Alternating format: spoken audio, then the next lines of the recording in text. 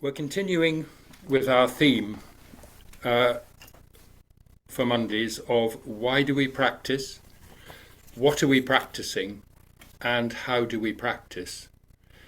And I'm going to speak fairly briefly to that about a practice that I've adopted over the past few months while sitting. And it's something which has been developed, put forward by Zen teacher Joan Halifax. Strong back, soft front. And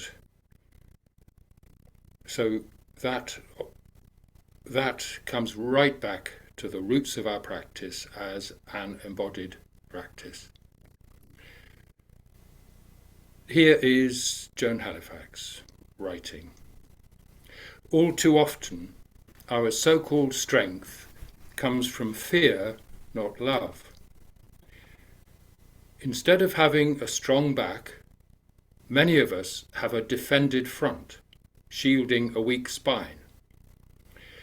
In other words, we walk around brittle and defensive, trying to conceal our lack of confidence. If we strengthen our backs, metaphorically speaking, and develop a spine that's flexible but sturdy, then we can risk having a front that's soft and open, representing choiceless compassion. The place in your body where these two meet, strong back and soft front, is the brave, tender ground in which to root our caring deeply. The Feldenkrais method was developed in the middle of the 20th century by Moshe Feldenkrais and is a way of assisting a person to return to using their body in the way in which it is naturally designed to function. Because, of course, as we know, we civilized people are a long way from that. And I told a Feldenkrais practitioner that I was going to be giving a talk on strong back and soft front, and asked for her take on it, from the Feldenkrais point of view. She framed it like this: when the back is well organized and engaged, in other words, doing its function, the front doesn't need to be as strong, because the back and the front are working together, each doing its function and supporting each other. When we are well organized, our physical parts work together, not against each other. For example, when the back is not well organized, in other words, doing what it is physically designed to do and how it's physically designed to be, when the back isn't well organized, the front needs to work much harder to allow the person to function.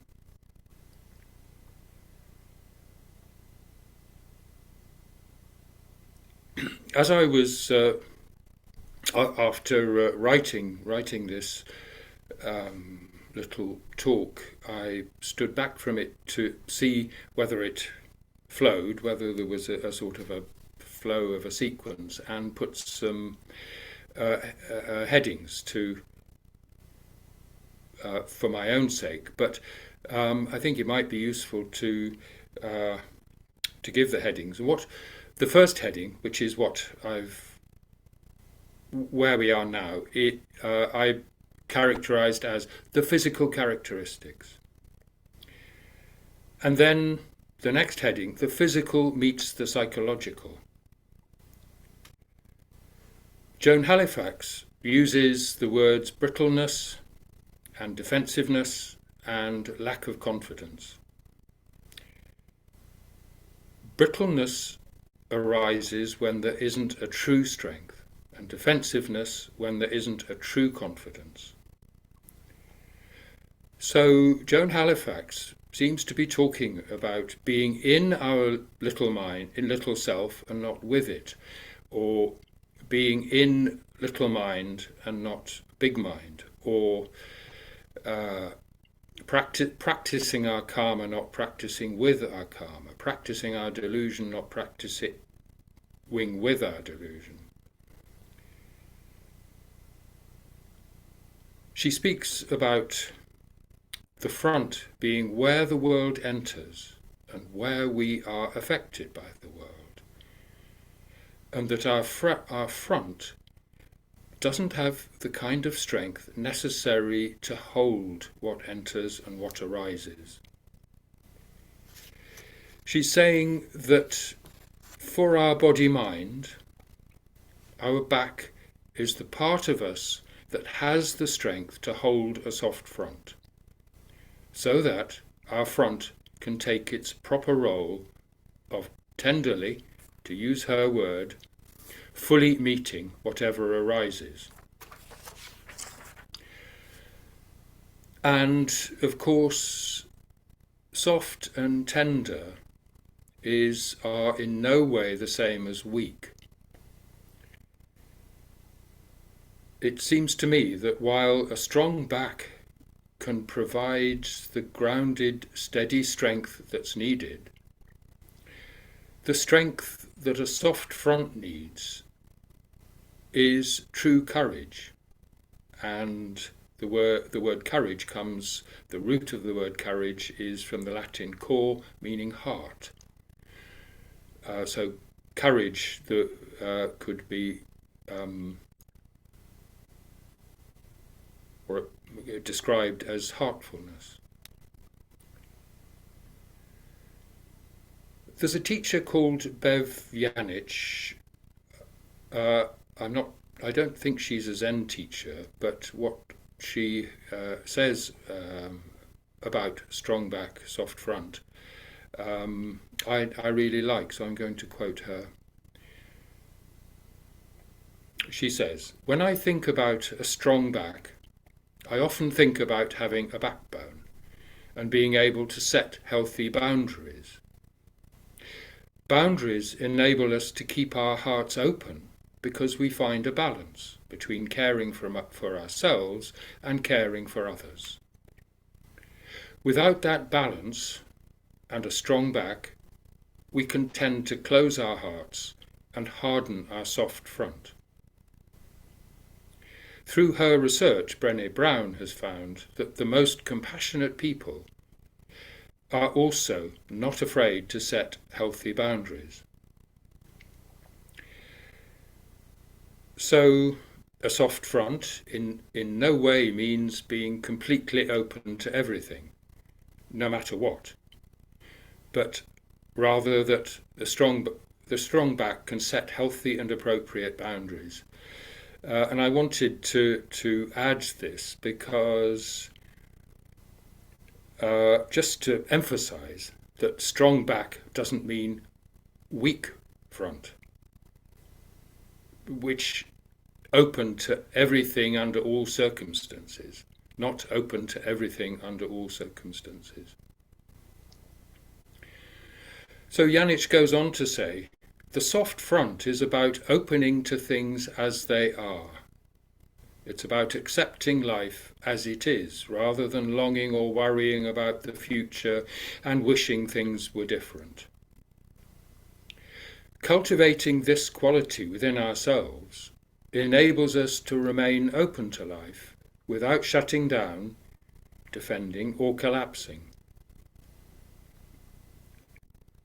When we cultivate a strong back and a soft front within ourselves, we can weather the storms of life with strength and wisdom and grace and an open heart. We develop the ability to grow as a result of the challenges. We unite the qualities traditionally associated with the feminine way of being, gentleness, empathy, receptivity, and sensitivity, with those usually associated with the masculine form of being, courage, independence, and assertiveness.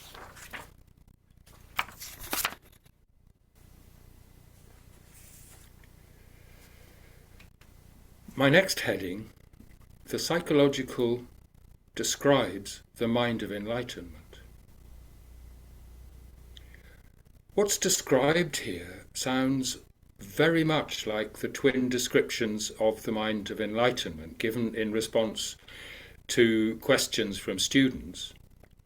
The first being Dogen's description of the mind of enlightenment as intimacy with all things, soft front. And a strong back sounds very much like Yun Men's reply to the same question of what is the mind of enlightenment, some hundreds of years later, as an appropriate response.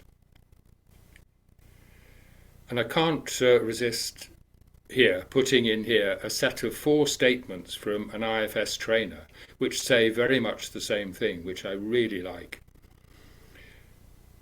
She says, be strong, be bold, be gentle, be kind.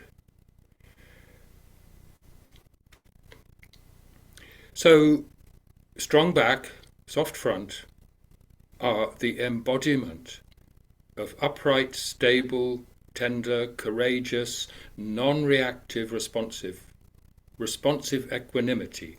Equanimity is a word which Joan Halifax uses in this context.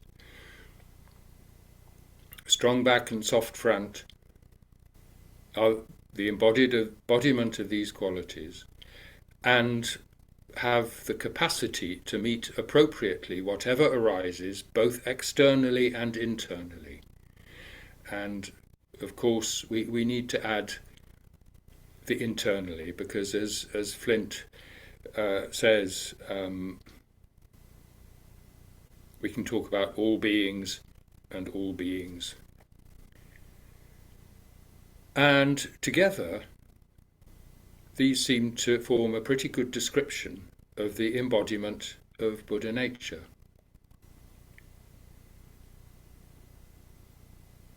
Next heading, and it circles back to the physical. Our Zen practice is nothing if it's not an embodied practice. As we know, the core practice of Zen is the practice of just sitting, Zazen. Dogen wrote a piece called Fukanzazengi, or Universally Recommended Instructions for Zazen. And Zen teacher Reb Anderson wrote a piece on the Fukanzazengi. And here's an extract from Reb Anderson's writing. The posture of our body reflects our participation in the ceremony of Zazen. Zazen is called a ceremony. Strictly, Zazen is a ceremony to encourage the practice. What we do isn't strictly meditation, as we know, it's a ceremony to encourage the practice of Zazen. So the posture of our body reflects our participation in the ceremony of Zazen and our participation in the entire universe. Giving our posture entirely to the ceremony, we give ourselves entirely to the universe. Total devotion to one is total devotion to the other. Resistance to one is resistance to the other. Anderson goes on to say, if our spine is curved or humped backwards, the chest is caved in. When he says humped backwards, I think he means we're bent over forwards. The chest is caved in, the lungs are constricted, and the heart is withdrawn. On the other hand, if our spine comes deeper into the torso so that we're sitting more upright, there is more room for breathing and the heart comes forward. Now that is quite something. Those are big words, and I'll just reprise some of that extract from his piece. The posture of our body reflects our participation in the ceremony and our participation in the entire universe. Giving our posture entirely to the ceremony, we give ourselves entirely to the universe. And then to sort of emphasize it even more, total devotion to one is total devotion to the other. And I must admit that I have for a long time responded to that teaching with, how can giving our physical posture to the ceremony be the same thing as giving ourselves entirely to the universe? And how can total devotion to one be total devotion to the other? To me, it always seemed a sort of inscrutable Zen thing that I haven't understood because it's above my pay grade. But for me, this teaching by Joan Halifax acts as a sort of solvent, so that they do become one and the same thing. That experientially, sitting with a strong, flexible, upright back, which can support the front to be soft and tender and open, is to be the one who can be with rather than in. And as Flint says, that is true compassion, to meet everything and not to turn away. And this practice, promoted by Joan Halifax, it seems to me, aids Dogen's description of Zazen as practice enlightenment. In other words, that there isn't one thing called practice, i.e. Zazen, and another thing called enlightenment, but rather that they have to be said as one word, practice enlightenment.